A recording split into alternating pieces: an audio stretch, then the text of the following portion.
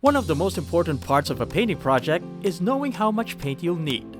The good news is that estimating the gallons of paint for an area is pretty simple. Bring out your thinking hats because here's how you calculate paint for an area, brought to you by Island Paints.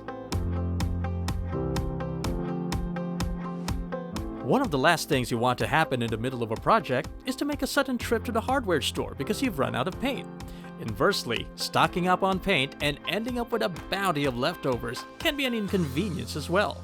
The best solution is to estimate how much paint you'll need for the area or subject of your project. Here's how. First, you'll need to gather some information.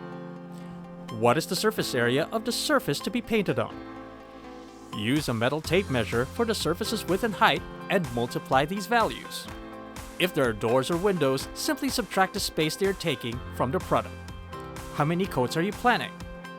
You'll also need to know your paint spreading rate or theoretical coverage. For this, you may refer to your paint's technical data sheets or ask your dealer. Now let's compute.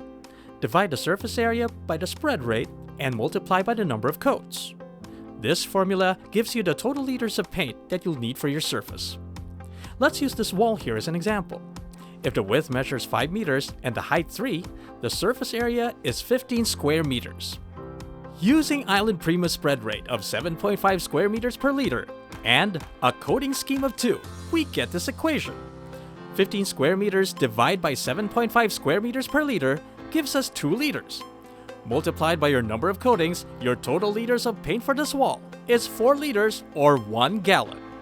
Keep in mind that this formula only gives a rough estimate.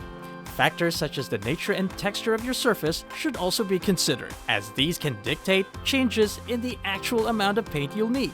Para sure, do a little planning before heading to the hardware store.